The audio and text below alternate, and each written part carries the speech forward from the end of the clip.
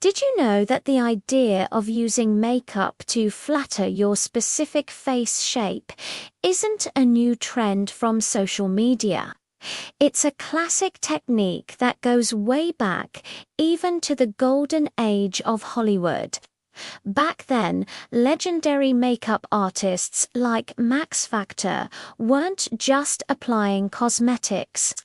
They were sculpting faces with light and shadow. They understood that every face is unique, and the goal of makeup was to enhance its natural beauty by creating balance and harmony. Think about it. The glamorous stars of the 1920s, 30s, and 40s each had a distinct look. It wasn't just about the red lipstick or the smoky eyes. Makeup was strategically placed to complement their bone structure. For instance, someone with a square jawline might have had contour applied to soften the angles, while someone with a long face might have had blush applied more horizontally to create the illusion of width. This was all done with a masterful understanding of facial anatomy. They knew that where you place your blush, how you shape your brows, and where you add highlights and shadows can completely transform how your features are perceived.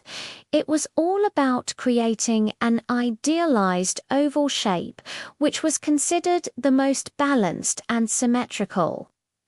So, let's break down these classic principles for modern times, starting with identifying your face shape. The most common shapes are oval, round, square, heart, diamond, and long or oblong.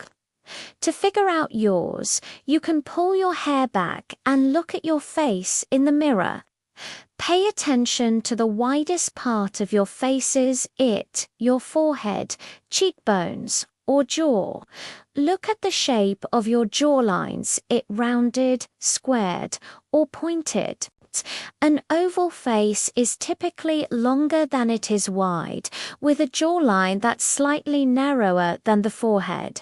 A round face has similar width and length, with soft, curved lines and full cheeks. A square face has a strong, angular jawline and a forehead, cheekbones and jaw that are roughly the same width. A heart-shaped face is wider at the forehead and gradually narrows down to a pointed chin. A diamond face is widest at the cheekbones with a narrower forehead and jawline, and a long or oblong face is noticeably longer than it is wide with a straight-sided silhouette. Don't worry if you don't fit perfectly into one category. Many people have combination shapes. The key is to identify your most dominant features. Once you have a good idea of your shape, you can start using makeup to create balance. Let's talk about contouring and highlighting. This is the foundation of shaping the face. The basic rule is simple. Shadow recedes and light brings forward.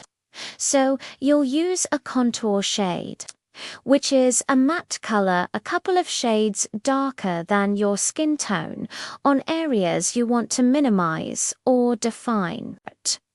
You'll use a highlighter, which is a shade lighter than your skin and often has a subtle shimmer on areas you want to emphasize. For a round face, you'd want to create more definition. You can do this by contouring along the temples, under the cheekbones, and along the jawline to create the illusion of more angles. Then highlight the center of your forehead, the bridge of your nose, and the center of your chin to draw attention to the middle of your face. For a square face, the goal is to soften the strong angles. Apply contour to the corners of your forehead and along your jawline. This will visually round out those sharp corners. Keep the highlighting focused on the center of the face, similar to the round shape, to create a soft central glow. If you have a long face, you want to create the illusion of width. So you apply contour along your hairline at the top of your forehead and at the bottom of your chin. This visually shortens the face. When it comes to blush, apply it on the apples of your cheeks and blend it out horizontally towards your ears, which also helps add width. If you have a heart-shaped face, you'll want to balance a wider forehead with a narrower chin. Contour along your temples and the sides of your forehead to make it appear less wide. You can then highlight your jawline and the center of your chin to bring them forward and create more fullness in the lower half of your face.